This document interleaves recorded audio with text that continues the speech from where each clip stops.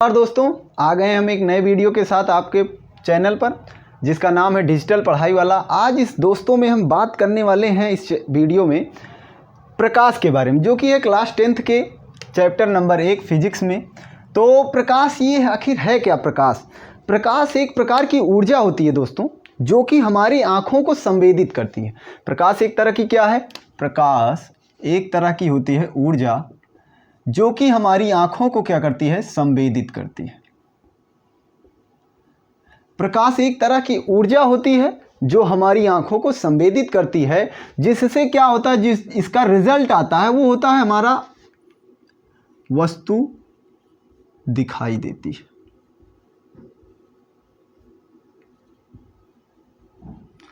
तो यहां से प्रकाश की डेफिनेशन क्या बन गई कि प्रकाश एक प्रकार की ऊर्जा है जो हमारी आंखों को संवेदित करता है और जिससे हमें वस्तुएं दिखाई देती हैं।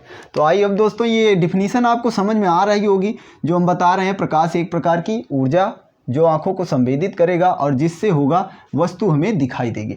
दोस्तों देखो होता क्या है कि जब मान लेते हैं ये कोई प्रकाश स्रोत है, यहाँ से ऐसे हर एक दिशा में प्रकाश निकल रहा है और यहाँ पर हमारी कोई वस्तु रखी हुई है और यहाँ से हम वस्तु को देख रहे हैं। तो होता क्या है, यहाँ से प्रकाश की किरणें इस वस्तु पर पड़ेंगी ऐसे हर एक दिशा में। इस वस्तु से जब भी प्रकाश, जब हम इसको किसी कमरे में हैं या कहीं पे भी हैं, जब इसको हम ढूंढने आए तो इस वस्तु से प्रकाश उत्सर्जित हो करके या प्रकाश निकल करके हमारी आँखों पर पड़ता है। इस वस्तु से प्रकाश हमारी आँखों पर पड़ता है जिससे हमारी आँख संवेदित होता है और ये वस्तु जो होती है वो हमें दिखाई देने लगती है। तो कुछ इस तरह से हमारा प्रकाश और हमारी आँख जो है काम करती है।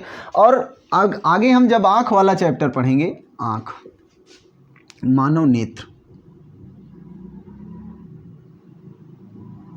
तब उसमें हम देखेंगे कि आँखों पर प्रतिबिंब कैसा बनता है किसी वस्तु का और कहाँ पे बनता है। ये सब हम मानव नेत्र चैप्टर में डिस्कस करेंगे अभी आगे। तो ये तो हो गया हमारा प्रकाश। अब प्रकाश में दो चीज़ें आती हैं, पहला है दीप्त और दूसरा है अदीप्त। यानी कि कुछ वस्तुएं ऐसी होती हैं जो अदीप्त होती हैं और कुछ वस्तुएं ऐसी होती हैं जो दीप्त होती हैं। तो दीप्त वस्तु क्या है? जो स्वयं प्रकाश को उत्पन्न कर सके। जैसे हमारे पास क्या है? सूर्य। सूर्य एक तरह का दीप्त है। दीप्त हो गया सूर्य, लाइट जो एलईडी बल्ब वगैरह होता है। अदीप्त में अगर हम देखें, हमारे पास कुर्सी, मेज, जो कुछ भी प्रकाश ना उत्पन्न कर सके, जो भी प्रकाश उत्पन्न ना कर सके, वो सब होते हैं अदीप्त वस्तुएं। तो दोस्तों ये हो गया हमारा दूसरा टॉपिक। पहला था प्रकाश, दूसरा था दीप्त वस्तुएं और अदीप्त वस्तुएं। अब तीसरा देखते हैं प्रकाश के गुण। प्रकाश के गुण, जैसे किसी भी व्यक्ति के कुछ गुण होते हैं, उसी तरह से हमारे प्रकाश में भी कुछ गुण होते हैं जिसको हम पॉइंट वाइज करके समझते हैं। पहला पॉइंट है कि प्रकाश हमेशा एक सरल और सीधी रेखा में गमन करता है। गमन करने का क्या मतलब हुआ कि कभी भी प्रकाश ऐसे ऐसे नहीं जाएगा या फिर ऐसे ऐसे करके नहीं चलेगा। प्रकाश हमेशा एक सीधी रेखा में चलता है। तो पहला पॉइंट लिख लेंगे दोस्तों, प्रकाश सरल रेखा में गति करता, सरल रेखा में गति करता है। और दूसरा, ये तो हो गया हमारा पहला पॉइंट।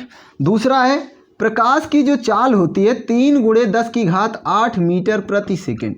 अगर हम कहीं पे निर्वात की बात करें तो निर्वात में प्रकाश की जो चाल है वो 3 × 10⁸ मीटर प्रति सेकेंड होता है। यानी कि इसके कहने का क्या मतलब है कि 3 लिखने के बाद 1 2 3 4 5 6 7 8 इतना मीटर 1 सेकेंड में, प्रकाश इतना मीटर 1 सेकेंड में चल सकता है। तो और तीसरा पॉइंट देखें तो प्रकाश में बहुत सारी घटनाएं होती हैं। जैसे हो गया हमारा परावर्तन, अपवर्तन। चौथा पॉइंट हो गया प्रकाश में अपवर्तन होता है और पांचवा पॉइंट देखें तो पांचवा है प्रकाश एक विद्युत चुंबकीय तरंग होता है। प्रकाश विद्युत चुंबकीय तरंग होता है। तो दोस्तों विद्युत चुंबकीय तरंग क्या है, इसलिए हमें कभी भी प्रकाश को चलाने के लिए माध्यम की आवश्यकता नहीं होती। आई होप दोस्तों ये तीनों टॉपिक आपको समझ में आया होगा। आगे के जो वीडियोस हैं उसमें हम देखेंगे प्रकाश में कैसे परावर्तन होता है, अपवर्तन कैसे होता है, ये सब आगे आने वाले वीडियोस में आपको मिलेंगे। Thank you.